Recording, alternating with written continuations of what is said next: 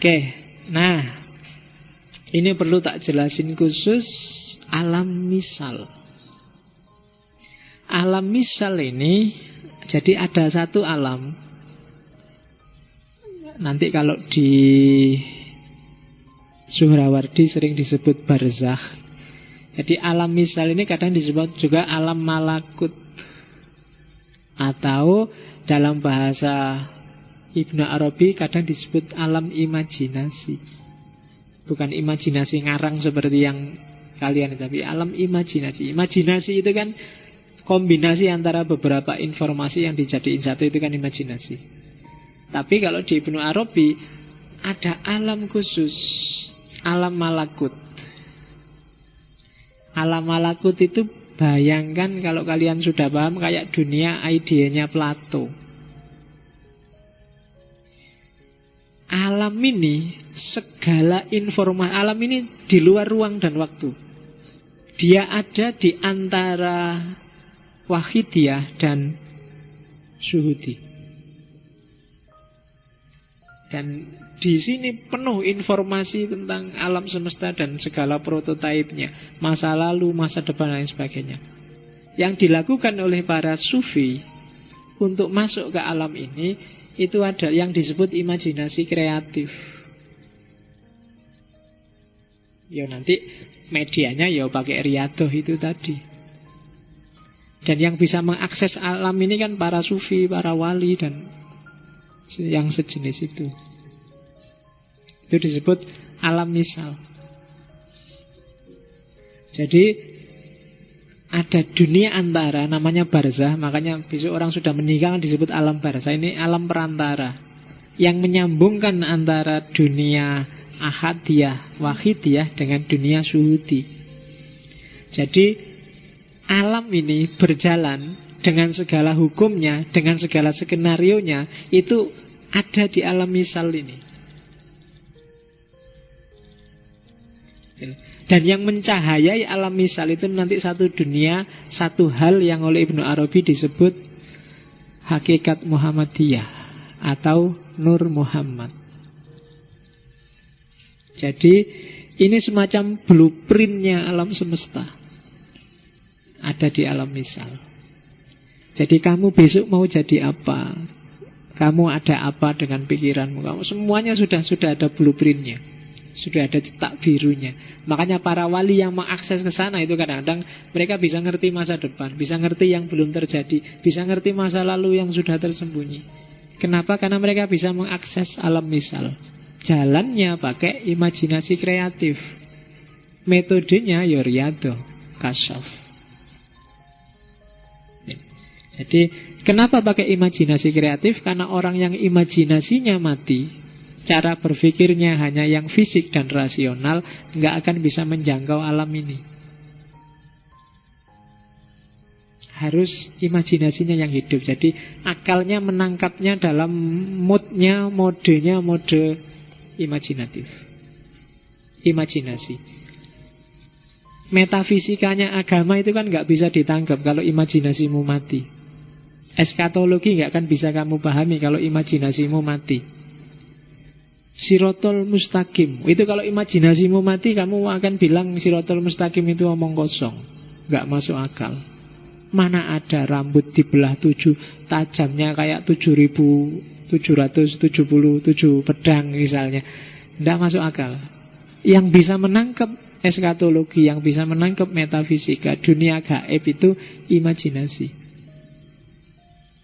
Jangankan gaib yang itu, gaib yang di TV-TV itu aja kalau imajinasimu mati kan wassalam.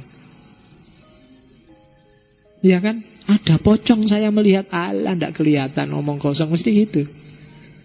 Kalau imajinasimu mati, bahkan dunia gaib seni, dunia gaib budaya nggak akan bisa kamu tangkap. Kamu nonton film kok pakai empirisisme dan rasionalisme, sumpek kamu nonton film. Ya kan? Lihat perang, lihat tembak-tembakan, alah itu bohong, itu cuma acting, wis. Iya, wis gak seneng plus kamu lihat film itu kan. Ngapusi itu, mesti gitu kamu. Gak enak kamu nonton film aja gak menikmati. Lihat budaya juga, itu pura-pura itu. Lihat, ya kan? Kayak kamu nonton sulap terus, alah itu bohong, itu ada triknya, itu sudah enak. Imajinasinya aja main, anggap aja itu beneran terus, wah, terus tepuk tangan, lebih enak. Daripada kamu anggap bohong. Nanti nonton film temenmu nangis-nangis, kamu marahi, gitu aja nangis, itu bohong, cuma acting itu. Tidak enak.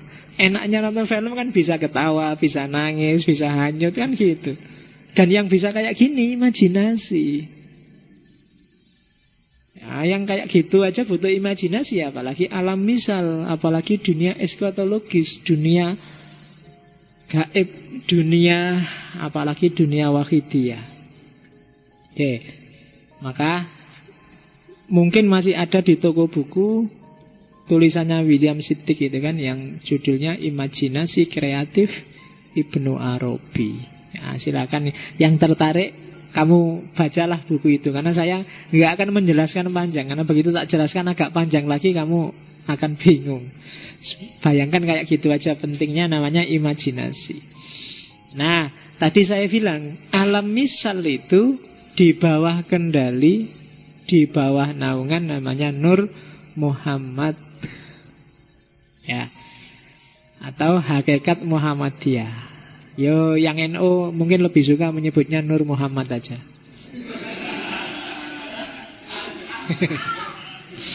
Ya, karena ada NU-nya, NUR Muhammad. Sementara yang Muhammadiyah lebih enak nyebut yang hakikat Muhammadiyah. Oke, jadi biar nggak gegeran, jadi sama Ibnu Arabi disediain langsung dua istilah. Jadi Nur Muhammad ini adalah limpahan cahaya Allah yang pertama-tama, yang dia jadi prototipenya alam semesta. Karena dia prototipenya alam semesta, sementara manusia itu mikrokosmos, sebenarnya dia adalah prototip manusia yang sempurna. Jadi manusia sempurna itu adalah manusia yang saya bilang tadi menerjemahkan kedirian Allah secara utuh. Berarti dia juga adalah sosok yang bisa memanifestasikan hakikat Muhammadiyah, Nur Muhammad. Jadi yang paling benar, paling baik, paling indah itu ada di Nur Muhammad, prototipe manusia sempurna. Dialah yang jadi blueprintnya alam semesta. Kenapa disebut Muhammad? Ya karena ini bukan Muhammad yang fisik, yang manusia, tapi Muhammad yang rohani. Makanya kan ada hadis, meskipun validitasnya dipertanyakan, Nabi pernah bilang, aku diciptakan lebih dulu dari Adam, dan besok yang paling akhir dimatikan. Nah itu kalau tafsirannya Ibnu Arabi, ya maksudnya Nur Muhammad ini. Dan nanti Nur Muhammad ini manifestasi fisiknya ya Nabi Muhammad. Tapi di luar Nabi Muhammad yang kita jadikan panutan itu, sebenarnya hakikatnya Muhammad itu adalah prototipe alam semesta, insan kamil. Yo, Allah ngasih kita benchmark, ngasih kita contoh. Muhammad Rasulullah itulah yang bisa kita tiru secara langsung. Jadi Adam mewarisi Nur Muhammad, Nuh mewarisi Nur Muhammad, sesuai kondisi masyarakatnya masing-masing. Dan puncaknya adalah Muhammad itu sendiri. Jadi ini cahaya hidup, cahaya yang jadi rujukan alam semesta. Karena dia paling dekat dari Allah, karena dia limpahan pertama dari Allah. Oke, ini modusnya. Kenapa sih alam semesta ini kok masih ada? Ya karena alam semesta itu lahir dari cintanya Allah. Seperti tadi ada hadis, kuntu kanzan mahfiyan fa ahbabtu an u'rofa fa khalaqtul khalqa fabi arafuni. Jadi aku adalah perbendaharaan yang tersembunyi. Nggak ada orang tahu. Ahadiyah. Dan aku rindu untuk dikenali. Fa'ahbabtu. Ada cinta di sana. Dari cinta maka lahir wahidiyah dan syuhudiyah. Nah, jadi modusnya, siapa sih aktor di balik lahirnya wahidiyah dan syuhudiyah? Ternyata mahabbah, cinta. Cintanya Allah pada kita. Kalau bukan karena cinta, mungkin alam semesta ini sudah bubar sejak dulu, termasuk bumi. Tapi karena Allah cinta pada kita, maka sampai hari ini kita masih hidup. Cuma, perhatikan hadis itu. Apa sih tujuannya ada makhluk? Arafuni, biar makhluk itu kenal aku. Makanya ada hadis yang bilang besok kiamat akan datang kalau nggak ada satu orang pun menyebut nama Allah. Berarti apa? Allah sudah nggak dikenali lagi. Ketika Allah nggak dikenali berarti ya sudah selesai. Wong dulu Allah menciptakan makhluk biar dikenali. Sekarang nggak ada satupun orang yang kenal dia. Atau merasa kenal dia padahal tidak. Atau hanya kenal namanya dan dipakai untuk kepentingannya sendiri-sendiri. Berarti itu sudah tanda-tanda berarti alam akan segera berakhir. Kita sudah jauh dari kenal pada Allah. Meskipun kalau katanya Ibnu Arabi, sampai hari ini kita masih diselamatkan oleh para kekasih Allah, para wali Allah, teman-temannya Allah, aulia Allah. Kalau di Ibnu Arabi, wali itu jumlahnya sekitar 7.000-an. Yang kalau dia meninggal akan diganti. Ada wali kutub, ada wali abdal, ada hierarkinya. Ada kitab khusus yang ditulis di Fususul Hikam itu jumlahnya sekitar 13.000 berapa. Cuma di satu masa bisa sekitar 7.000-an. Yang kalau meninggal dia diganti. Gara-gara ada para kekasih Allah, para orang-orang yang dekat dengan Allah inilah, maka alam semesta masih berputar seperti ini. Kalau mereka nggak ada mungkin sudah selesai. Makanya ramalan kiamat itu kan selalu meleset. Kenapa? Jangan khawatir, aulia Allah masih banyak. Sampai hari ini. Cuma kamu nggak akan bisa mendeteksi siapa mereka. Bahkan kadang-kadang para wali itu sendiri nggak tahu kalau dirinya wali dan disayangi oleh Allah. Hanya wali-wali tertentu yang diizinkan oleh Allah untuk dikenali, dalam rangka biar masyarakat masih yakin bahwa Allah masih intervensi dalam problem mereka sehari-hari. Makanya nasihatnya si Abdul Qadir Jailani, jangan suka bikin perkara sama orang. Sopo ngerti dia wali. Loh, mungkin dia sendiri nggak tahu kalau dia wali, tapi Allah sangat tersinggung berat, sangat nggak terima kalau dia disakiti, karena Allah sayang padanya.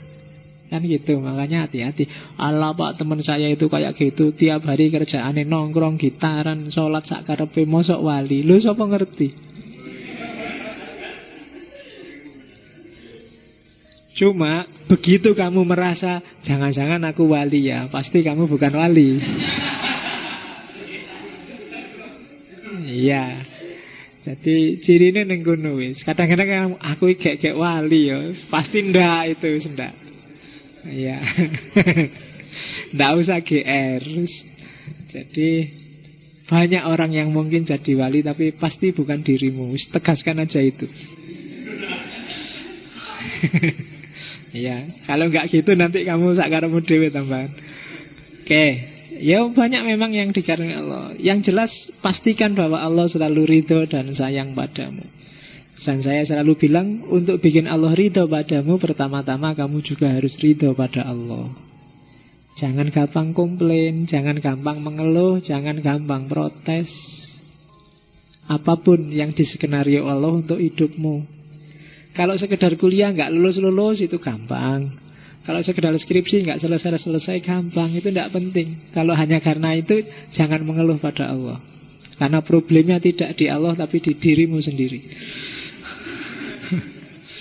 Iya kan? Kalau sekedar nggak dapat jodoh, nggak usah mengeluh, jangan khawatir. Jodoh di tangan Allah. Cuma sampai umur 30. Kalau 30 ke atas, Allah lepas tangan. Iya. Kamu cari sendiri, kesuwen.